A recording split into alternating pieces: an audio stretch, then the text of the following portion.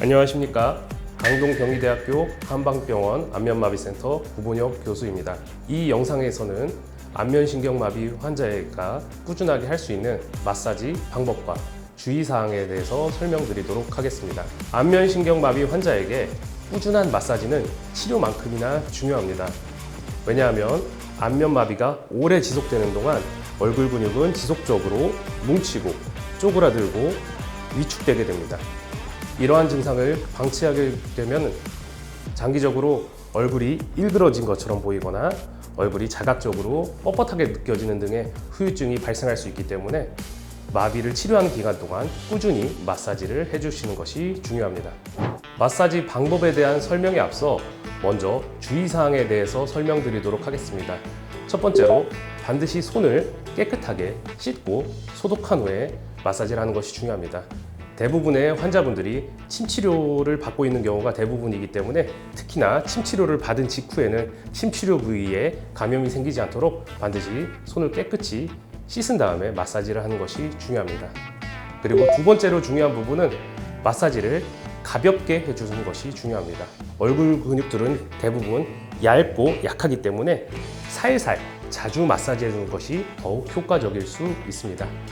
마지막으로 마사지를 하기 전후로는 따뜻한 물이나 찜질팩을 통해서 따뜻하게 찜질해 주는 것이 얼굴 근육을 이완시키고 마사지 효과를 높이는 데 도움이 될 수 있습니다.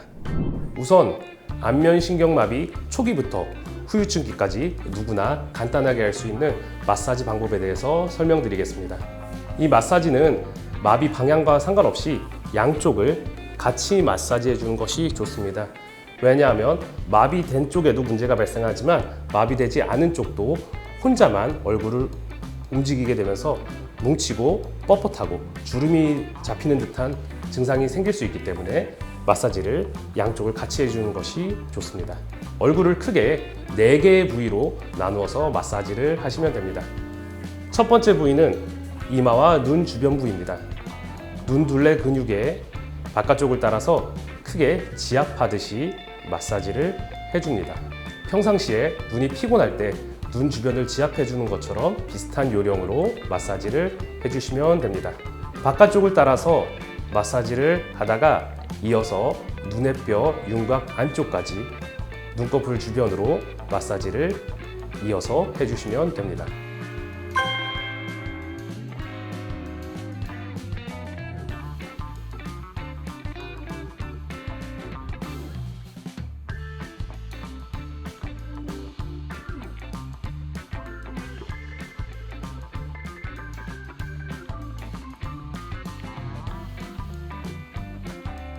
두 번째 부위는 볼 주변 부위입니다.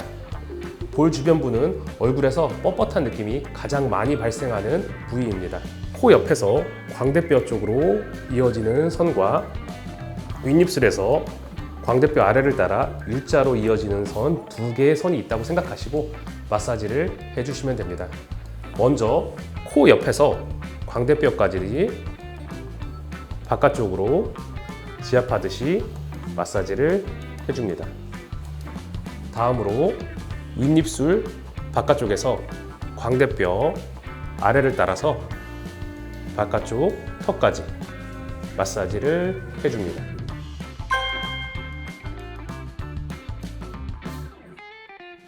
세 번째 부위는 입술 주변 부위입니다. 입술 위아래를 전체적으로 마사지 해주는데 마비 회복 후반기에는 입술 아래쪽에 구축이 많이 발생하기 때문에 입술 아래쪽을 특히나 신경 써서 마사지 해주는 것이 중요합니다. 윗입술에서 시작해서 입술 둘레를 따라 마사지를 해줍니다. 입술 아래쪽에서는 턱 끝까지 신경 써서 마사지를 해주시면 됩니다.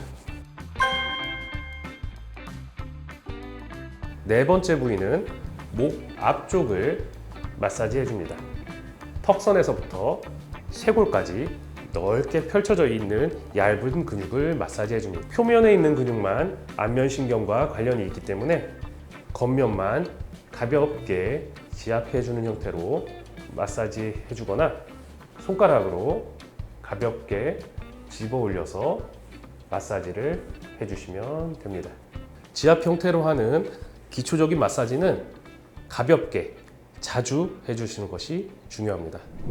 다음 마사지 방법으로는 마비가 심해서 구축 발생 확률이 높은 환자들이 해주셔야 되는 마사지입니다. 주로 6개월 이상 치료가 필요하다고 설명을 들으신 환자분들이 이에 해당하며 증상이 가벼우신 분들은 앞서 설명드린 지압 형태의 마사지만으로도 충분하다고 보시면 됩니다. 얼굴 근육을 펴주는 형태로 마사지를 해주기 때문에 피부에 자극이 많이 갈 수 있습니다.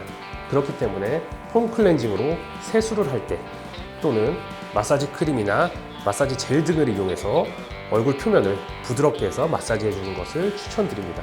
그리고 또한 피부를 마사지 해주는 것이 아니라 근육을 풀어주는 것이기 때문에 피부 표면을 펴주는 것이 아니라 근육층까지 깊이 누르되 가볍게 펴주는 형태로 마사지하는 것을 추천드립니다. 첫 번째로 마사지할 부위는 눈 주변부입니다. 눈 주변부는 후유증기에 접어들면 눈이 작아져서 위아래로 쪼그라드는 형태의 증상이 자주 발생합니다. 그래서 눈 주변부를 위아래로 펴주듯이 마사지 해줍니다. 특히 눈 아래쪽이 뭉칫듯한 느낌이 드시는 분들이 많기 때문에 이 부분을 신경 써서 펴주듯이 마사지 해주시면 됩니다. 두 번째로는 입술을 중심으로 코, 볼, 턱까지 펴주듯이 마사지를 해주셔야 됩니다. 구축이 가장 많이 발생하는 부위이기 때문에 가장 신경 써서 마사지 해주셔야 되는 부위입니다. 볼과 입 주변의 근육은 입술을 중심으로 펼쳐져 있기 때문에 입술을 잡고 시계 방향으로 펴주듯이 마사지 해주시면 됩니다.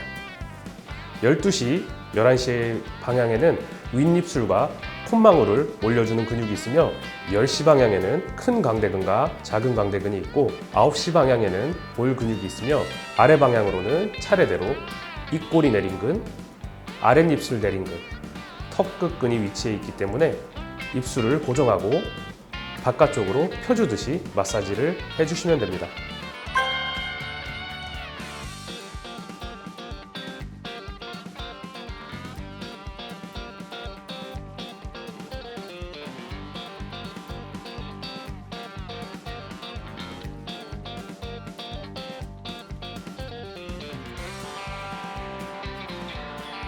구축이 심해서 보다 강한 마사지가 필요하신 분들은 장갑을 활용해서 입안에 손을 넣어 마사지 해주실 수도 있습니다.